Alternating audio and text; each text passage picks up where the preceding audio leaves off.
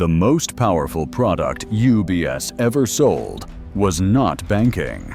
It was secrecy. For decades, that secrecy protected trillions of dollars, until it became more dangerous than exposure. UBS did not dominate global finance by outperforming rivals. It dominated by building a system where money could vanish without scrutiny. Behind Switzerland's image of neutrality, UBS engineered a parallel financial infrastructure, one designed to shield wealth from law, politics, and accountability. Secrecy was not cultural. It was deliberate, legalized, and monetized. Clients did not come for returns. They came for silence. As long as the deposits were large enough, the source no longer mattered. War gold, hidden fortunes, sanctioned assets, all passed through the same machinery and emerged clean and protected. This was not an oversight. It was the business model. But opacity scales pressure. The more money secrecy absorbs, the more attention it attracts. Eventually, silence stops protecting clients and starts protecting the institution itself. That is when secrecy turns into risk. When U.S. authorities moved against offshore tax evasion, UBS faced an impossible choice: defend secrecy and risk collapse, or surrender it and dismantle the foundation of its power. What followed was not just a scandal, it was a reckoning, one that exposed how financial secrecy became global control, and why it almost destroyed the bank that perfected it. Long before UBS became a global financial giant, Switzerland had already solved a rare problem: how to make money feel safe in a dangerous world. It offered three advantages few countries could combine: political neutrality, legal stability, and geographic insulation. Surrounded by rival powers, yet untouched by war, Switzerland became a place where wealth could wait out history. Banking secrecy did not begin as a criminal shield. It emerged as a legal guarantee. Early laws were designed to protect clients from arbitrary seizure, political retaliation, and social upheaval. Privacy was framed as security, not evasion. That distinction mattered. Banks were not expected to judge the morality of deposits. Their role was custodial. If money entered the system legally, it was protected absolutely. Questions of origin were neither encouraged nor required. UBS grew inside this framework. Founded as a regional bank in the 19th century, it expanded by aligning perfectly with Switzerland's legal culture. It did not challenge secrecy. It refined it. Confidentiality became discipline. Silence became professionalism. Secrecy also worked economically. Clients accepted lower returns in exchange for certainty. Wealth flowed in, not because UBS promised growth, but because it promised continuity. This created a self-reinforcing loop. More deposits created trust. More trust attracted more deposits. At this stage, the system was fully legitimate. Law protected privacy. Banks complied. Clients relied on discretion. But legitimacy carried a blind spot. By separating financial protection from moral responsibility, secrecy began to operate without context. Money was protected not because it was clean, but because it was present. That was the foundation. And it was never designed for a world that would eventually demand not silence, but accountability. World War II pushed Swiss banking into territory it had never clearly defined. Not illegal, but no longer neutral. As Nazi Germany expanded across Europe, money fled faster than people. Gold, cash, and bearer bonds poured into Switzerland, seeking protection from collapse. For many, Swiss banks were the last functioning vault on the continent. But not all of that wealth was escaping tyranny. Some of it was sustaining it. Nazi Germany needed a way to convert looted gold into usable reserves. Gold taken from occupied countries and from individuals stripped of everything had to be cleaned before it could circulate internationally. Switzerland, protected by neutrality and secrecy laws, became the ideal intermediary. UBS played a key role. The bank accepted gold from the Reichsbank, melted it down, re-stamped it, and returned it to global markets as neutral bullion. On paper, the transactions were legal. Swiss banks were not required to verify origin beyond documentation. Once processed, gold was simply gold. This was the gray zone. UBS was not committing violence, but it was enabling the financial system that made violence sustainable. Internally, contradictions were managed, not resolved. Jewish assets were secured in vaults, while gold linked to dispossession moved through the same institution. Moral context was compartmentalized. The logic was consistent. Secrecy protected deposits, not their history. Legality replaced responsibility. By the war's end, Switzerland emerged intact. Its banks were full. UBS's balance sheet had grown during Europe's collapse. The war did not create corruption in Swiss banking. It normalized indifference. Once a financial system proves it can absorb compromised assets without consequence, the boundary between protections and complicity begins to dissolve. The gray zone stopped being temporary. It became operational.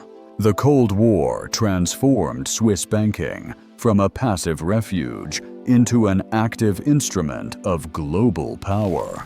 As ideological conflict spread across continents, wealth began moving not just to escape war, but to escape governments. Dictators, industrialists, political elites, and intelligence-linked actors all shared the same concern. Instability. Switzerland offered a solution that no superpower could replicate: absolute financial neutrality, backed by law. UBS expanded rapidly in this environment. Money flowed in from Europe, the Middle East, Africa, and Latin America. Some of it was legitimate private wealth. Much of it was politically sensitive, earned under authoritarian regimes, extracted from state monopolies, or parked to avoid sanctions and scrutiny. UBS did not distinguish between them. It did not need to. During this period, UBS made a decisive strategic move. It acquired Argor, one of Switzerland's most important gold refineries. This was not a routine acquisition. It gave UBS vertical control over one of the most critical assets in global finance. Gold was not just a commodity. It was trust in physical form. By controlling refining, UBS controlled transformation. Raw gold could be melted, recertified, and reintroduced into global markets with a new identity. Origin blurred. History disappeared. What remained was liquidity. This capability elevated UBS beyond traditional banking. It became an intermediary between unstable regimes and stable markets. Political risk entered Switzerland and exited as clean capital. From a systems perspective, this was efficient. From an ethical perspective, it was corrosive. Secrecy no longer merely protected wealth. It enabled scale. The larger the deposits, the more indispensable UBS became to the global financial ecosystem. Zurich overtook London as a gold trading hub. UBS sat at the center.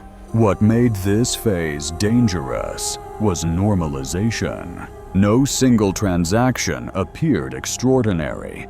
No single client defined the system. But together, they created a machine optimized to absorb politically compromised assets without friction. At this point, secrecy was no longer defensive. It was operational. UBS did not just benefit from Cold War instability. It learned how to monetize it, systematically, legally, and at global scale. And once a financial institution proves it can convert political disorder into balance sheet strength, abuse stops being accidental. It becomes structural. UBS did not fail because it took too much risk. It failed because no one could see the risk clearly enough to stop it. As the bank expanded through the Cold War and into the era of global finance, its internal structure evolved in a way that quietly undermined control. UBS adopted a fragmented management model, divided by regions, business lines, and products. Authority was spread wide, but accountability was thin. On paper, this system promised flexibility. In practice, it created blind spots. Senior executives no longer had a complete view of what the bank was actually exposed to.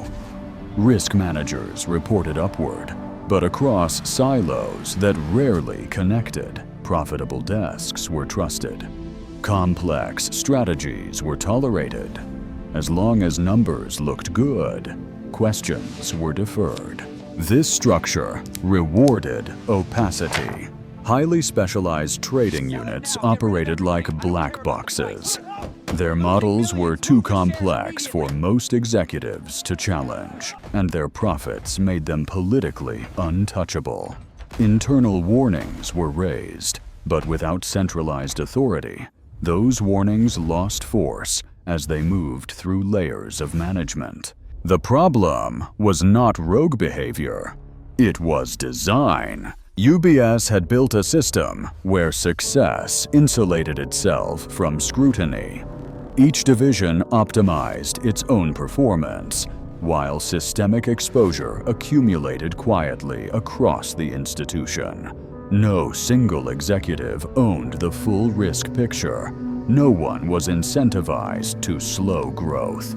This marked a critical shift. Secrecy, once aimed outward toward clients and regulators, now operated inward. Information asymmetry protected not just depositors, but internal power centers. Complexity became a shield. From a financial perspective, the model appeared efficient. From a governance perspective, it was fragile. Risk did not disappear. It dispersed. This is how large institutions fail without noticing. Not through sudden collapse, but through gradual normalization of imbalance. By the time losses surfaced, they were no longer localized. They were systemic, embedded in products, portfolios, and assumptions spread across the bank. UBS did not yet collapse, but the conditions were set. A financial system built to hide money externally had learned how to hide risk internally. And once governance loses the ability to see clearly, control becomes an illusion. The machine kept running. The danger was already inside it. By the 1990s, UBS faced a problem its secrecy model could no longer solve. The world was changing faster than discretion alone could keep up. Global finance was consolidating. American and British banks were scaling aggressively, embracing trading, derivatives, and leverage. Size was becoming power. UBS, built on stability and caution, suddenly looked slow. Pressure came from outside. Activist investor Martin Ebner exposed what insiders preferred not to see. UBS was large, expensive, and inefficient. Costs rose faster than profits. Capital was underutilized. Secrecy protected assets, but it did not guarantee growth. The response was ambition. UBS decided it would no longer be just a guardian of wealth. It would compete head-to-head with Wall Street. That meant mergers, scale, and trading. The defining move was the merger with Swiss Bank Corporation. On paper, it was a union of equals. In reality, it was a strategic pivot.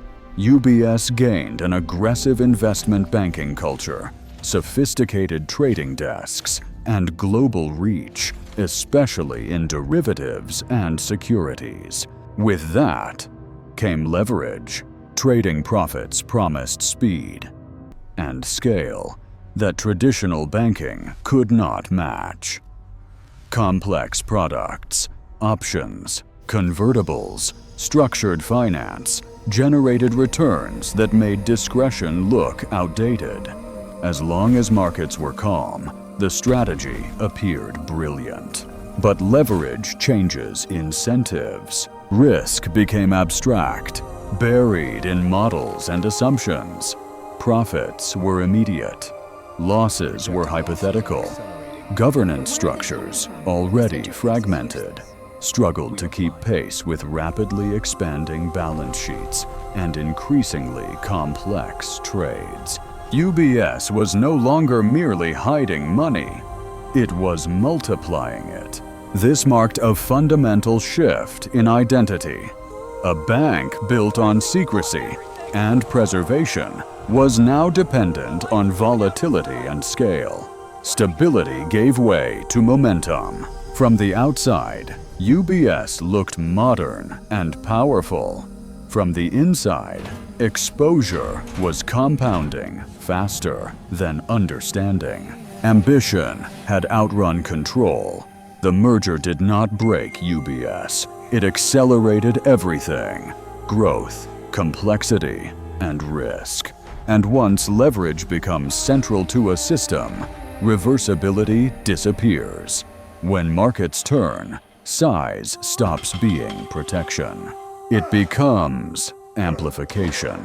As UBS pushed forward into global finance, a different kind of risk resurfaced, one that had been buried, not hedged.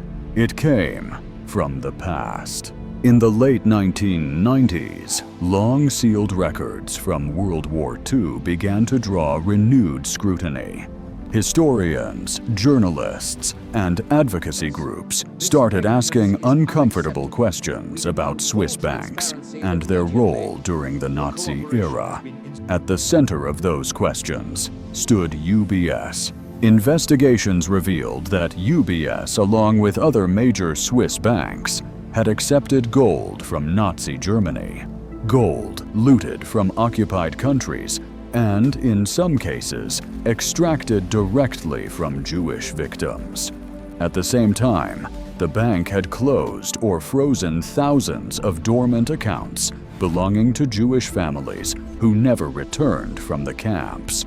For decades, this history had remained legally unresolved and politically untouchable. Swiss banking secrecy had protected not just money, but memory. That protection collapsed under pressure. from the World Jewish Congress and U.S. lawmakers. Congressional hearings threatened sanctions. Class action lawsuits loomed. The issue was no longer moral alone. It was financial, diplomatic, and systemic. UBS faced a risk it could not model. Unlike market losses, historical liability could not be diversified, insured, or delayed. Reputational damage spread faster than capital flight. Clients began asking whether secrecy also meant denial. In 1998, Swiss banks agreed to a $1.25 billion settlement to compensate Holocaust survivors and their families. For UBS, the payment was significant, but the symbolism was larger. This was the first time secrecy failed completely. Not because it was illegal, but because it was no longer acceptable. The settlement marked a turning point. UBS learned that opacity could not protect against collective memory, especially when moral accountability crossed borders.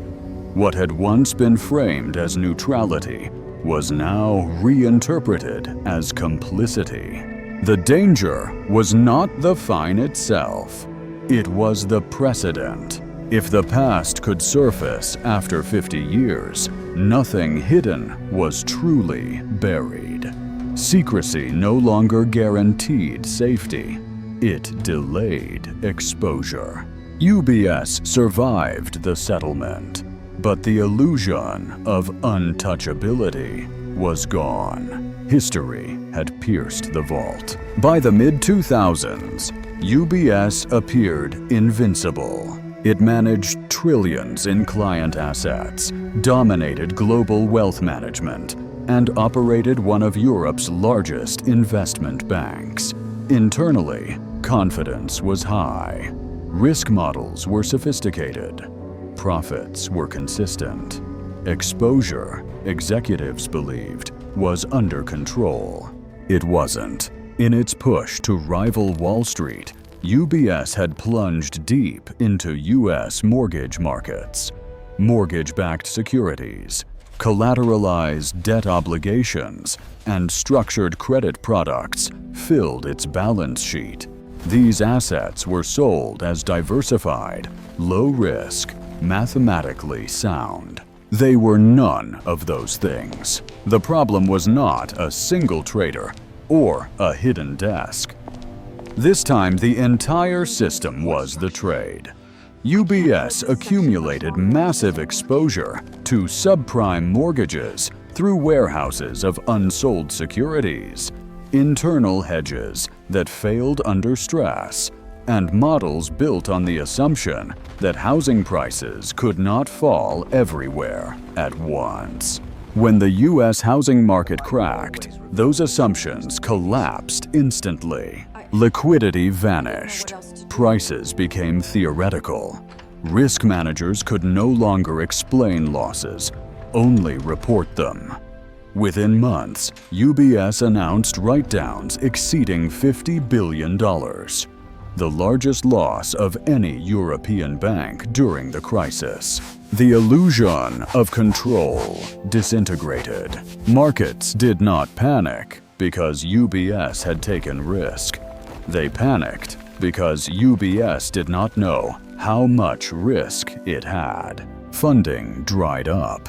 Confidence evaporated. In Switzerland, fear spread that the country's flagship bank could fail, dragging the national economy with it. The response was unprecedented. In late 2008, the Swiss government stepped in with a bailout, injecting capital and removing tens of billions in toxic assets into a state-backed stabilization fund. UBS survived, but only because the state absorbed what the market refused to price. This was the moment secrecy, leverage, and complexity converged into systemic danger. UBS had spent decades perfecting discretion and scale. But in a crisis driven by transparency and trust, those strengths became weaknesses. The collapse revealed a hard truth. When risk is embedded across an institution, failure does not come from error. It comes from design. UBS was saved. The model was exposed. After the 2008 crisis, UBS faced a threat unlike any market shock. This time, the danger did not come from investors or competitors. It came from the state. As governments scrambled to stabilize collapsing economies, political attention turned toward offshore wealth. Public anger demanded accountability. And no institution symbolized financial secrecy more clearly than UBS. For decades, UBS had built a cross-border business designed to keep wealthy clients invisible to their home governments, especially the United States. The system was precise. American clients opened Swiss accounts with no names, only numbers. Ownership was obscured through shell companies in Panama, Liechtenstein, and the British Virgin Islands. Paper trails were avoided by design. UBS bankers enforced the rules personally. They flew into the US on tourist visas. They met clients in hotel rooms and private clubs. They avoided emails, used coded language, and carried encrypted laptops. The message was clear. Secrecy was the product. This model worked until it didn't. In 2000, a former UBS banker, Bradley Birkenfeld, approached the U.S. Department of Justice. What he revealed was not isolated misconduct, but a systematic program to help Americans evade taxes. UBS had not merely tolerated secrecy, it had operationalized it. For U.S. authorities, this crossed a red line. The DOJ threatened to revoke UBS's license to operate in the United States, a death sentence for a global bank. Diplomatic channels ignited. Switzerland's sovereignty collided with America's enforcement power. UBS had no safe move. In 2009, the bank capitulated. It admitted wrongdoing, paid $780 million in fines, and, breaking a century of Swiss banking tradition, agreed to hand over the names of more than 4 millions Americans. The impact was immediate and irreversible. Clients fled. Trust collapsed. Swiss lawmakers scrambled to contain fallout. What had once been marketed as inviolable secrecy was exposed as negotiable under pressure. This was not just a legal defeat. It was a structural one. UBS learned that secrecy could not survive confrontation with a determined state. When financial opacity clashes with sovereign power, money loses. The vault had been opened, not by thieves, but by law. And once secrecy breaks, it never fully returns. Just as UBS was struggling to rebuild credibility after the tax evasion scandal, another fault line surfaced. This time, from deep inside the financial system itself. LIBOR was not a product, it was infrastructure. Every day, major banks submitted estimates of the interest rate at which they could borrow from one another. Those submissions were averaged to produce LIBOR, a benchmark underpinning hundreds of trillions of dollars in mortgages, loans, derivatives, and swaps worldwide. At UBS, that number became a lever. Traders discovered that by nudging submissions by fractions of a percent, 0.01 here, 0.002 there, they could tilt enormous positions in their favor. Individually, the changes looked insignificant. Systemically, they were explosive. This was not a rogue scheme operating in secrecy. It was embedded in routine workflow. Emails and chat logs later revealed casual coordination, jokes, and favors exchanged between traders and rate submitters. Compliance systems existed, but they were weak, siloed, and deferential to profit-generating desks. The culture prioritized performance over integrity. Once again, the problem was not misconduct alone. It was structure. LIBOR relied on trust rather than transactions. Banks were expected to self-report honestly, even when dishonesty paid. That assumption collapsed the moment incentives and oversight diverged. In 2012, global regulators exposed the manipulation. The fallout was immediate. UBS was fined $1.5 billion, one of the largest penalties in banking history. Senior executives resigned. Reputational damage compounded. Courts moved faster than markets. For the first time, UBS was no longer accused of hiding money. It was accused of bending the rules of the financial system itself. The scandal revealed a deeper truth. UBS had grown so large, so embedded, that its internal behavior could distort global pricing mechanisms. The bank was not merely participating in markets, it was influencing them. LIBOR manipulation was not about greed at the margins. It was about power at the center. When a single institution can quietly alter reference rates that govern global finance, the issue is no longer ethics. It is stability. UBS survived the fines. But the scandal confirmed what regulators now understood clearly.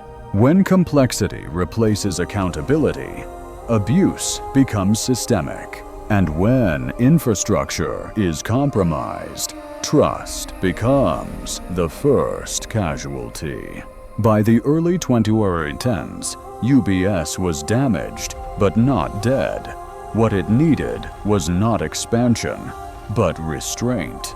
The board turned to Sergio Ermotti, a veteran insider with a reputation for discipline rather than ambition. His diagnosis was blunt. UBS had tried to be everything at once: global trader, secrecy vault, Wall Street rival, and nearly collapsed because of it. The solution was radical simplification. Ermotti shrank the investment bank, cut thousands of jobs, exited volatile trading desks, and redirected capital back to UBS's historical strength: wealth management. Risk was reduced deliberately. Growth slowed. Profitability returned quietly.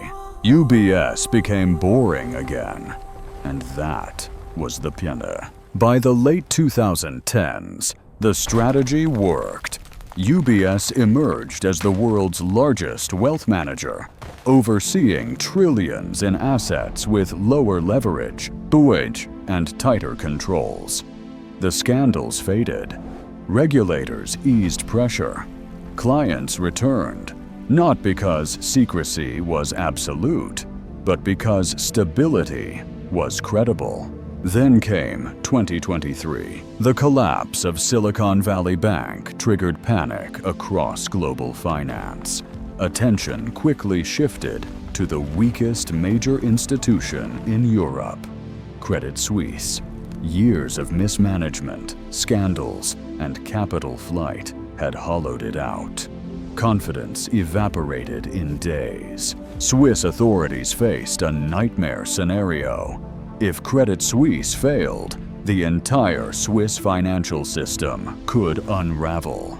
There was only one solution. In a deal engineered over a single weekend, UBS agreed to acquire Credit Suisse for a fraction of its former value. It was not a merger of equals.